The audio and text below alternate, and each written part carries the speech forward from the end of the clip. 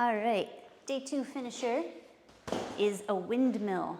Now, reminder, these can also, once you master these movements, be great warm-ups or just mobility movements, perhaps between sets during rest periods. So for a windmill, you're going to have first standing, but then kind of bring one foot, we'll say right foot, to the kind of middle part of your left foot and then out to the side, so staggered stance.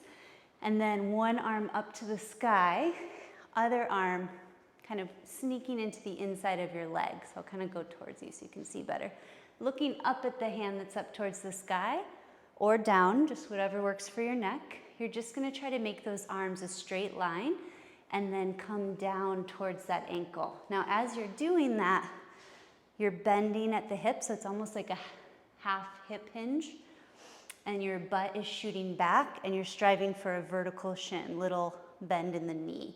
But then the back leg, notice I am keeping straight. So where should you feel a windmill? Pretty much everywhere. So as you rotate to start, you'll feel some shoulder and some sides. You could feel your neck if you look up at your hand. As you hinge, you'll probably feel the outer part of your right hip in this case. As you come down, you may feel kind of behind your knee and up the leg on the bent leg side. So it's really just going to have you moving in all planes of motion. And that's going to be a great thing for injury prevention. You can also kind of build up to the windmill if it seems like a lot. So stagger stance again. You could kind of start at the ground and just look up and look down. Maybe do like 3 of those first to kind of just get the arms. And then from there, try kind of straightening most of the way and coming back down. Maybe even just practice that part a few times. Then practice putting it all together. We got the arm, straighten out, coming up, bring it back down. Lots of rotation for the neck here. And then the last part that you'll add on that you might want to practice first is coming from here and rotating the body all the way up. From about here to all the way up. So to see from the side here, all the way up. And then when you put all that together, look up at the hand. The other hand's on the inside of the right leg now. Hip hinge back. Feel the stretch everywhere and straighten back out. From the front, looks like this, looking up, sliding down.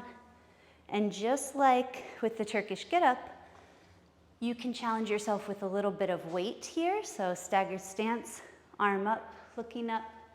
Top loaded is an option. Just be sure that shoulder is stable enough for it. If the shoulder feels unstable, you may want to try bottom position first. That could be a little bit more doable at the beginning.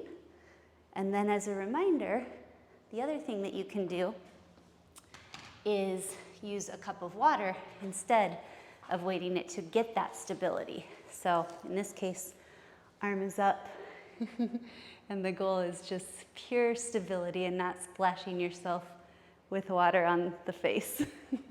Looking up, sliding down, again, bending the front leg, keeping the back leg pretty straight, coming back up. You should, again, feel the windmill pretty much everywhere. And it's going to either be a great warm-up, a great mobility move, or a really great mindful, kind of mind-bending finisher for day 2.